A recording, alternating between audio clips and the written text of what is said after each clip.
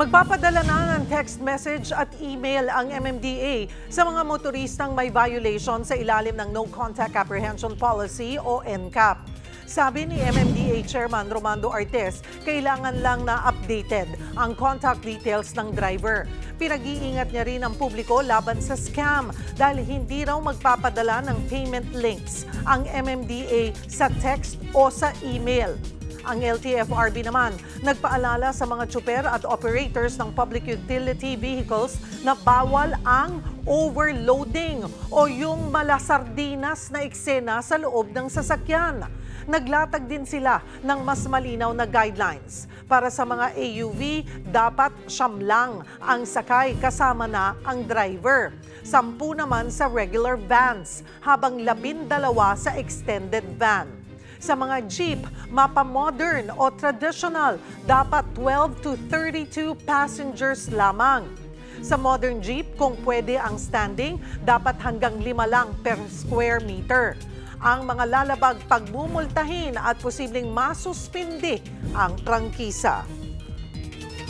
Kaugnay pa rin ng overloading sa public utility vehicles at iba pang issue, makakausap natin si LTFRB spokesperson, Attorney Ariel Inton. Magandang tanghali po sa inyo, sir. Ma'am, magandang tanghali po sa inyo. Cheryl, magandang tanghali sa ating mga taga-subaybay. Sir, may mga ulat po ba kayong natanggap nitong mga nakaraang linggo na nagpapakitang lumala ang overcrowding sa ilang PUVs? Opo, meron po. At kaya ang ayon po sa, alinsunod namin po sa direktiba ni Secretary Vince Dizon ng TOTR ay naglabas nga po ng paalala, no? Ang ating pong chairman ng LTFRB to remind all public utility vehicle operators to strictly adhere to and comply with the allowable passenger capacity sa PUV.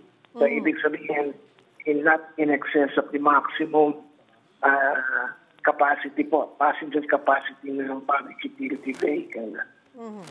Bakit po na-call ang attention ninyo dito? Gaano kalala na yung sitwasyon po ng overcrowding? Can you give us a picture? Pagka makikita po natin, pagka rush hour, no, ay talagang hindi na rin nasusunod yung anti-overloading provisions ng ating pong Joint Administrative Order. Sa mga pampasaherong jeep, nakakita po tayo ng mga nakasabi. Sa mga mga modernized jeep, nakikita po natin na sumobra na po sa allowable standing passengers ang ilan po sa kanila.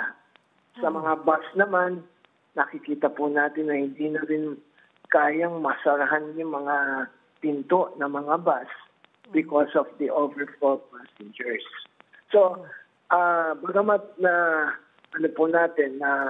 uunawaan natin na ito ay maaaring ginagawa ng ilan para mas malaki kita, but we want to remind the public utility vehicle operators and drivers na ang pinaka-paramount importance po dito when you are engaged in public transport is the safety and convenience of the passengers.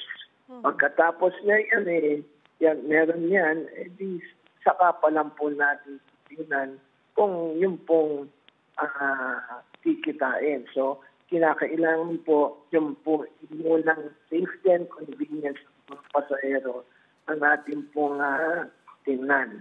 And in an overcrowded public utility vehicle ay nawawala po yung convenience at napo-compromise ang safety.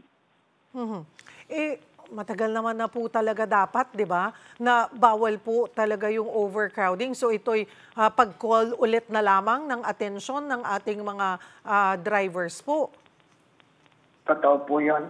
At nagkaroon ng mas detalyado pong direktiba. Yung nga pong mga binanggit mo kanina, yung sa klase ng PUJ o PUV rather, halimbawa, yung pong mga UV Express, 9 passengers including the drivers sa mga AUVs, sa mga regular vans, 10 passengers including the driver, sa extended vans naman, 12 passengers including the driver. Pero meron pong volatility ito, no? It may be more but shall not exceed the allowable maximum capacity based on the manufacturer's specification. Yeah. So, yung pong ginagawa ng iba na nagdadagdag ng upuan, pinapalitan po yung na compromise yung yung seating capacity.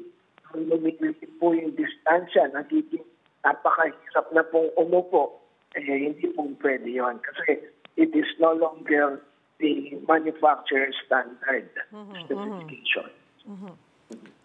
Ito pong pagpapaalala natin sa mga drivers, ano ba talaga? Ano ho ba ang mga parusang kakaharapin ng mga operator at driver na mahuhuling lumalabag sa passenger limit guidelines ng LTFRB? Ang mga mahuhuli po dyan, maaari pong ma-penalize under the Joint Administrative Order 2014-01 kung saan kapag unang violation, it is only in corresponding penalty, pero pag paulit-ulit ay maaari pong masuspende o ma-revoke yung kanilang Certificate of Public Convenience o yung prangkisa. Okay. Magkano po ang penalty? If I can recall it correctly, sa first violation is 5,000. 5,000 agad. First violation pa lang. Opo. Baka ho, if I'm not mistaken, sir, ma'am. Opo. Pero ang first violation is a penalty muna. Wala pa po yun sa revocation o suspension ng kanilang prangkisa.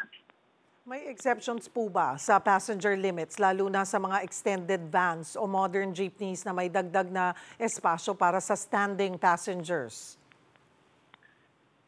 Ayon po sa DOTR Department Order 2023-022, ang exemption doon o permitted na passengers who are standing is limited only to 5 persons per square meter of the available standing space.